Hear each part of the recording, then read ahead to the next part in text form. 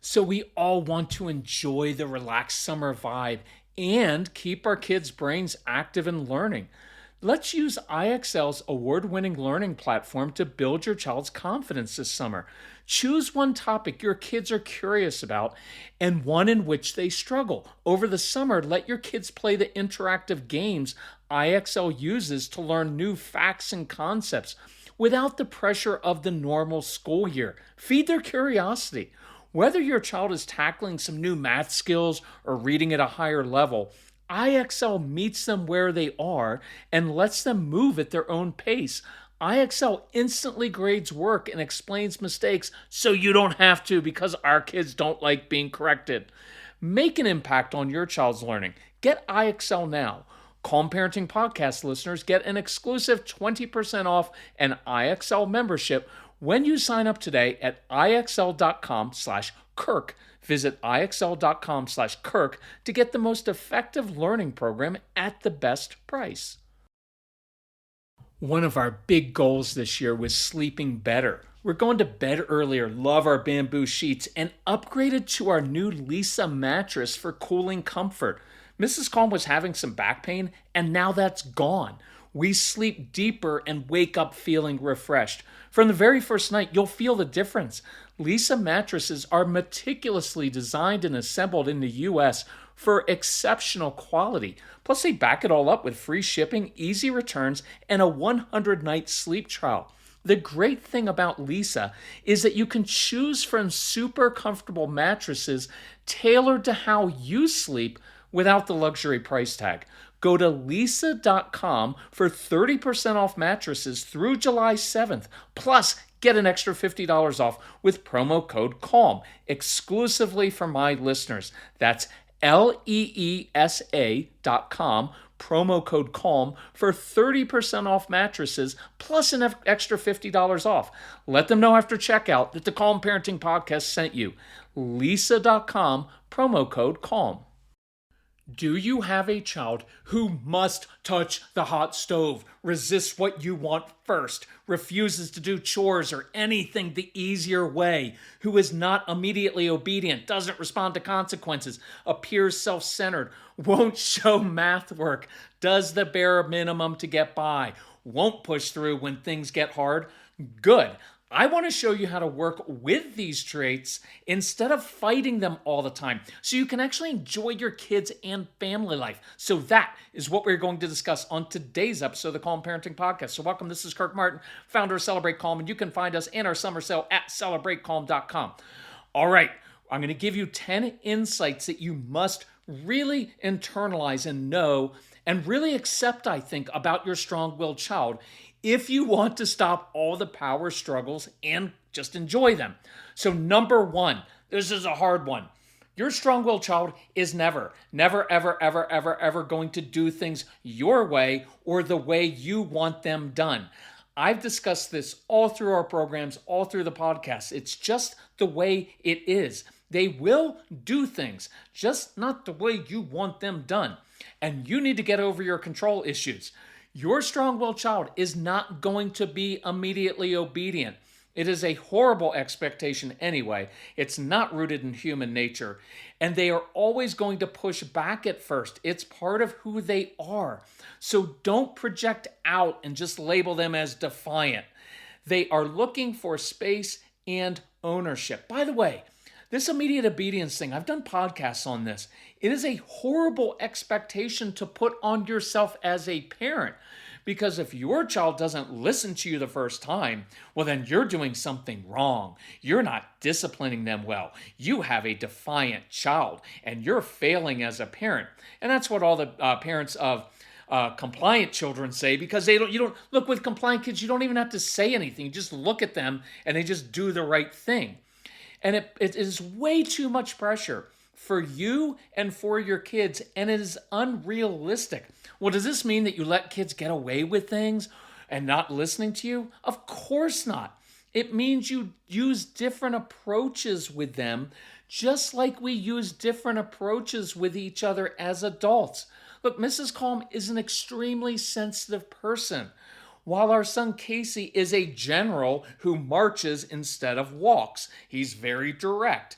So I use a very different tone and approach when speaking with each of them. We all do this daily in our interactions with other people at work, at the grocery store, with neighbors.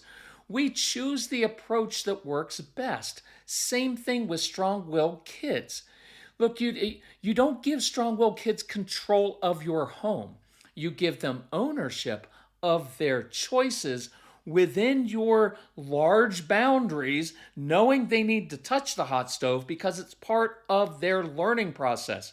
You must give these kids a large box, so to speak, to live in with very clear expectations and boundaries, but plenty of space to do things differently than you would do them. I'm going to do a whole podcast on ownership coming up in the beginning of August. I think I have it planned. So, shouldn't kids just know to listen and take no for an answer? Look, I have changed my answer on this over the years. I used to say, well, yes, but now I say, no, they really shouldn't. It would be easier for them and easier for us if they did, but they don't care about the easy path, and we need to embrace that.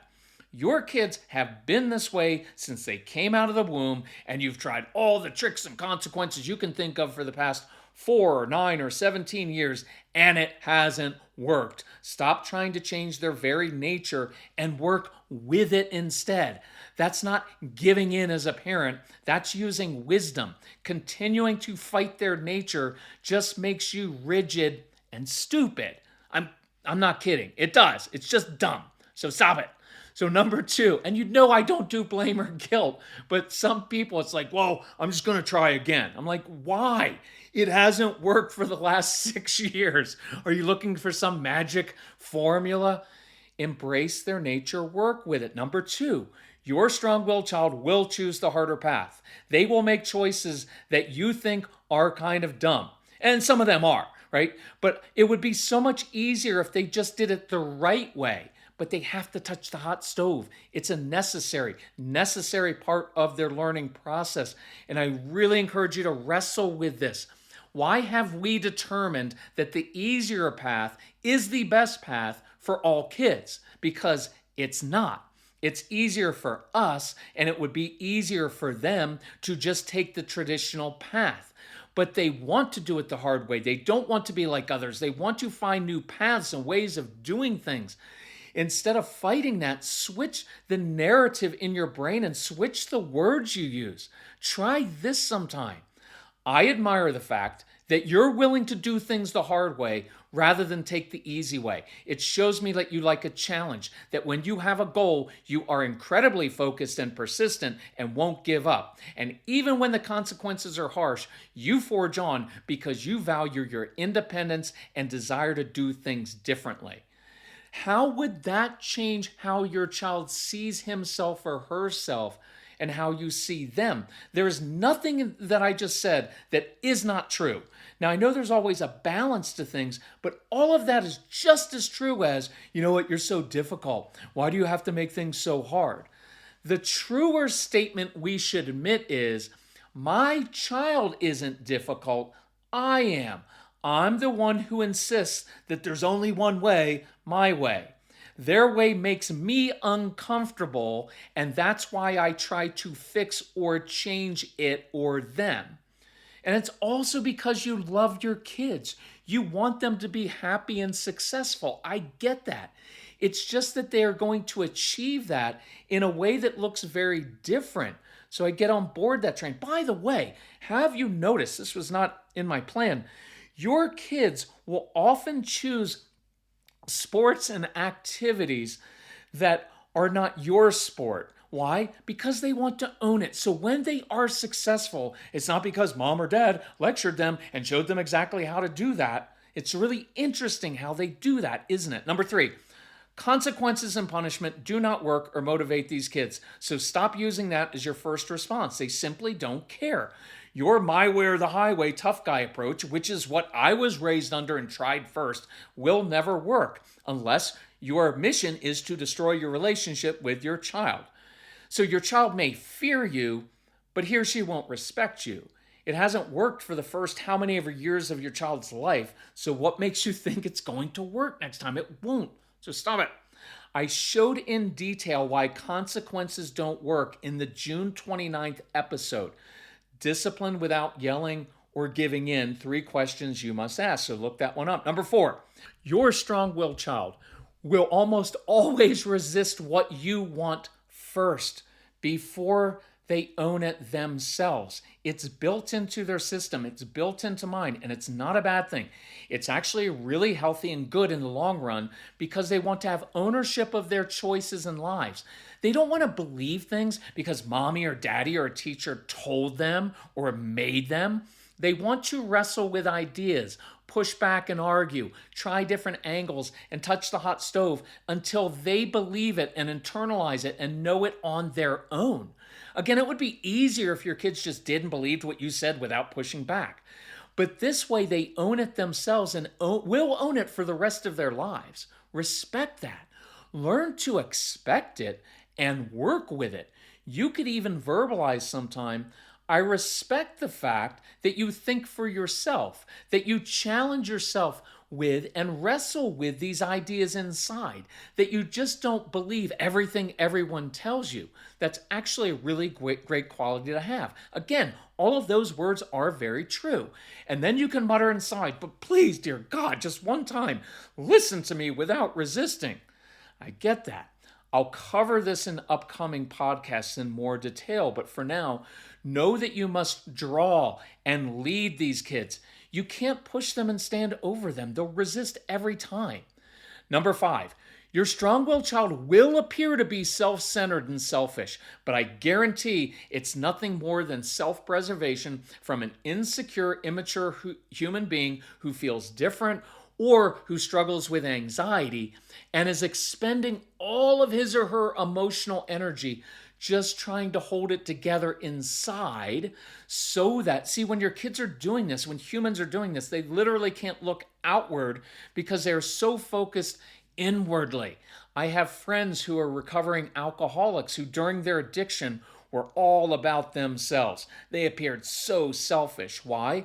Because they had to spend all of their energy simply holding themselves together that they couldn't look outward. Your child's not a sociopath. He's just an overwhelmed kid. See your child that way, and you can reach into and change his or her heart.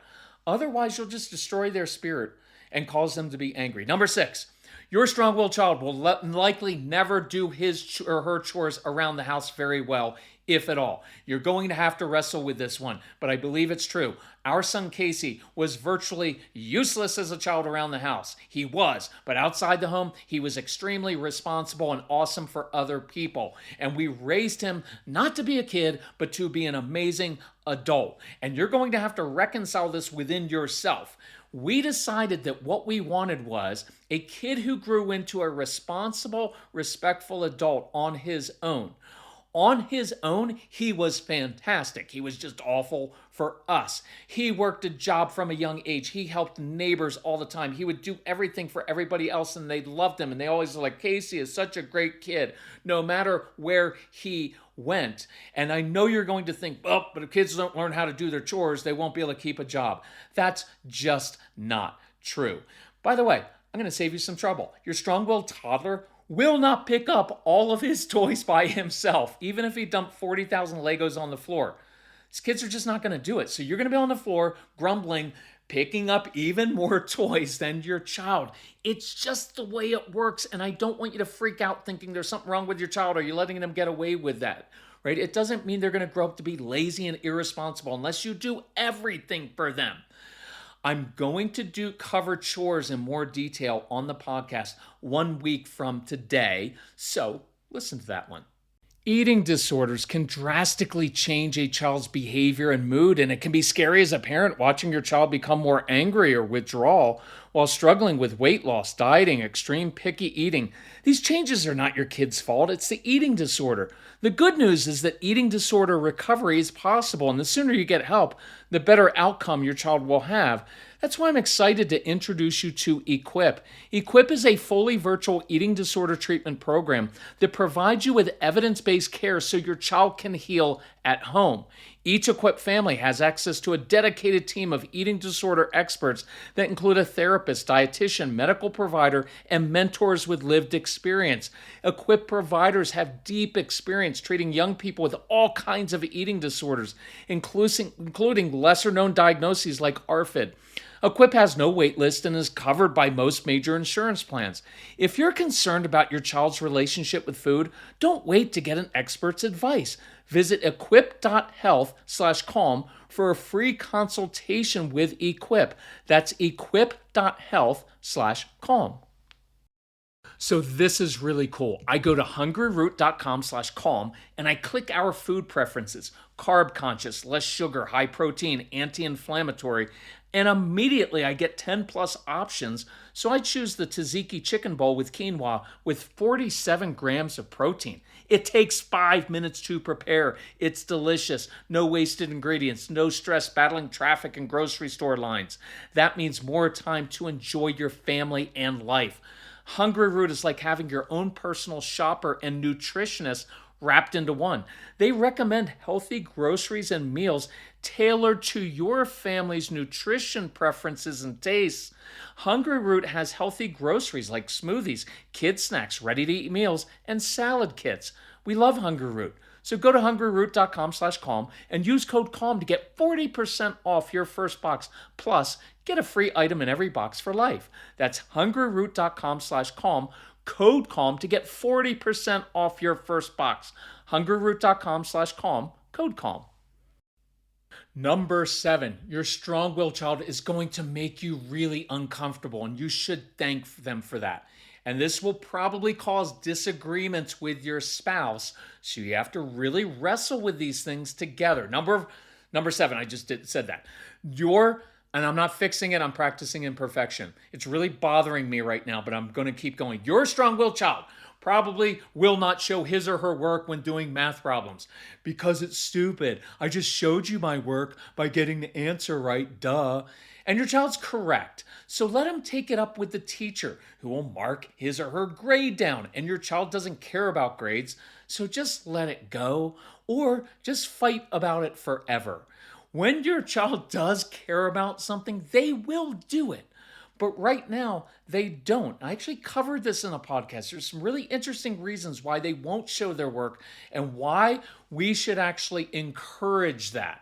But that's for another time. Your strong-willed child may do the minimum work necessary just to skate by. Fine, I get that. So tell your child this. That's actually really smart. You don't care about grades right now, so you're preserving your energy for things you care about. I know that when you do care about something, oh, you're persistent, you're goal-oriented. I've seen it. Good thinking, son or daughter. I dare you to say that. But then you're going to have to go drink. So I don't want you to drink. But it's going to be very uncomfortable, but it's true. And you're going to have to reconcile yourself to the fact that your child simply doesn't care what you care about yet. You also have to reconcile yourself to the fact that all of your lecturing, prodding, bribing, and threatening has not changed or motivated your child at all. And instead, it simply hurts your relationship and destroys your trust. And I've done podcasts on that. I'm going to do one coming up on motivating your kids. But here's the thing. You're going to say, but shouldn't my child just...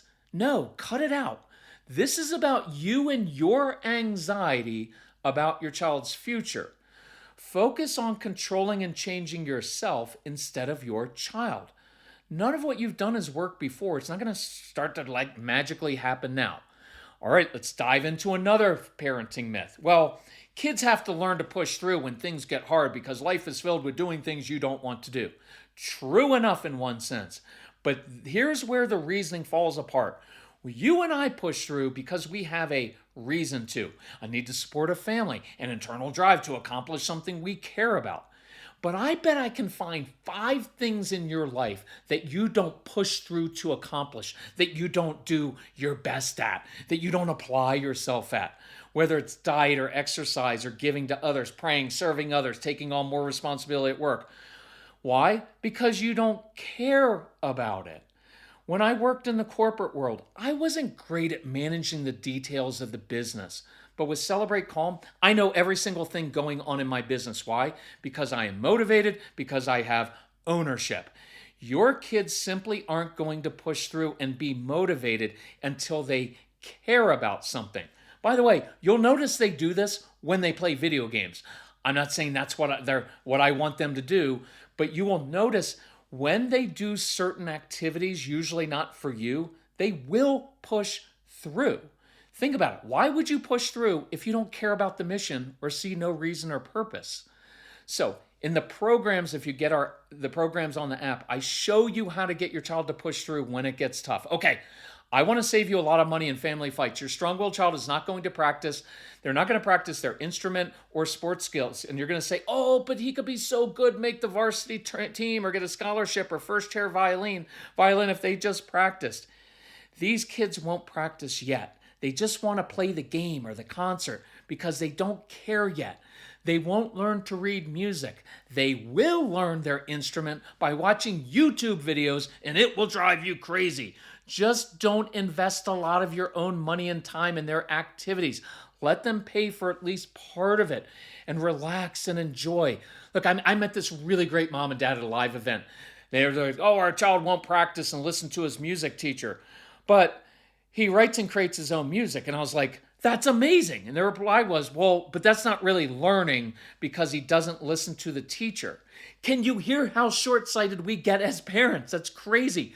This child is learning infinitely more by teaching himself, experimenting, creating his own music. I'd much rather have him doing that than following rote lessons.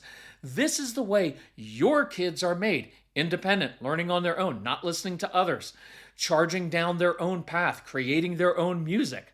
And let's keep that as kind of a metaphor for their lives. They create their own music in life. It's just usually music you don't like, and you don't like how they create it. Not your issue. So get accustomed to being uncomfortable and be willing to toss out all those parenting lies we've been told, right, since childhood. Quick note for spouses. One of you is going to be too soft and give in. The other one is going to be a little bit too rigid and rough. So you balance each other out and you help each other. Ask your spouse this question sometimes, a side tip. What is one thing you want me to change or begin doing differently? And then just do it. Husbands listening, here's one. Stop barking out consequences that you can't keep. And then, because when you do that, it erodes your kids' trust in you because they don't believe you anymore. And then your wife is put in the position of actually having to enforce consequences that are unrealistic. You're welcome, wives. Okay, number 8. I only did that because I always pick on men because I'm a man. And if I tell mom, I'm so tough on moms on the podcast and moms almost always on Instagram. Yeah, that's true. I need to change. You're so hard on yourselves. But guys, I'll mention anything. I don't do that. And then your family's kind of laughing like, yeah, you do. Okay, I only know because I'm a guy. 8, family life is going to be unfair. You're going to have to grade on a curve with these kids because they aren't going to measure up compared to their siblings. You're going to feel like you are letting them get away with things. I know that. And sometimes you are because you don't want to murder your child. And you know what I mean by that. There were times where I would look at my son and say, you were almost respectful to me right then, so I think I'll engage. It was just because he's a very direct kid, and it just didn't sound the way that a child should talk to his dad. But there wasn't usually anything disrespectful. It was just, he was like, just take charge and blunt. And you have to wrestle with this. I remember one time I'd sent Casey a text before an event. We used to do a ton of live events telling about an alternative approach I wanted to take that night. And when I came into the event, he headed right for me and said directly, no, we're not doing that. And inside I was like, I am your father and I am your boss. Who are you to talk to me like that? But I realized this is a kid with strong opinions and a direct manner. His intentions were good, even if his tone wasn't. So I engaged and we talked it out. And the little jerk was right. Look, I just actually got back from a big hike with him. He's been that way since he was born. He's a grown man. He is an amazing human being, and he's awesome. But it's just the way they're made. Okay, if the other kids say in your family, "Well, it's not fair how you treat our strong-willed sibling," you could remind them of this. You could say, "Oh, you want to talk fairness? Oh, let's do it.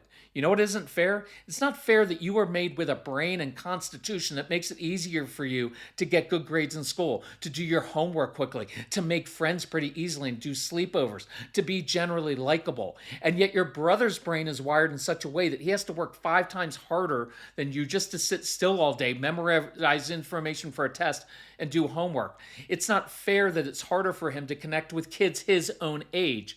Ever notice how difficult life is for him? Would you want to walk in his shoes or trade places with him? I don't think so. So instead of talking fairness, why don't we talk about gratitude, you little snot? I'm kidding, leave off the last part, but it feels very gratifying sometimes. By the way, you better be nice to your brother because one day you'll probably be working for him when he starts his own business and rules the world. So you can leave out the last parts, but you've got to accept the fact that these kids are tough, but this is the way they are. Number 9. That's because you have to understand the arc of their lives. Strong-willed kids feel like they are swimming upstream. Childhood just doesn't suit them. You said before, if we can just get this child to adulthood, he's going to be fine. Strong-willed kids face adversity from the time they begin preschool usually, and it doesn't let up. Navigating childhood does not come easy for them, so it's almost like they get most of their difficulties out of the way as kids. Now, here's the beneficial part. By the time they're 26, they're so accustomed to adversity, they can handle real life. Whereas your compliant child who sailed through childhood will wilt like a flower after getting fired from their first job.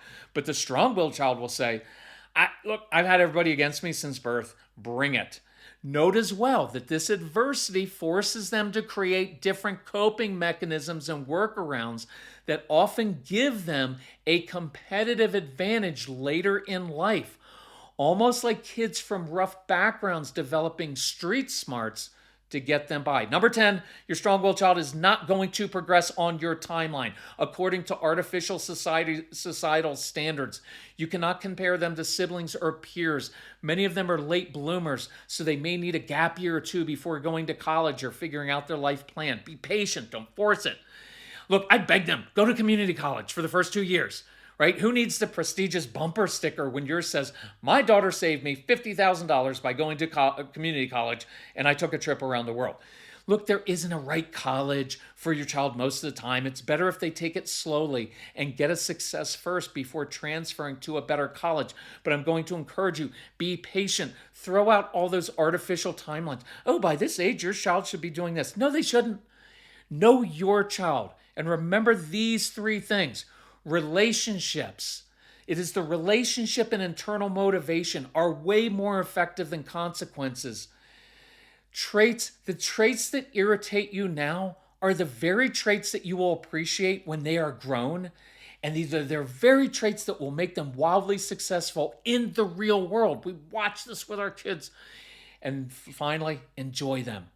Enjoy your kids. I'd encourage you, if you have our programs on that, go through them this summer so you are prepared for the stress of the next school year. Let your kids listen, have amazing conversations with them about this.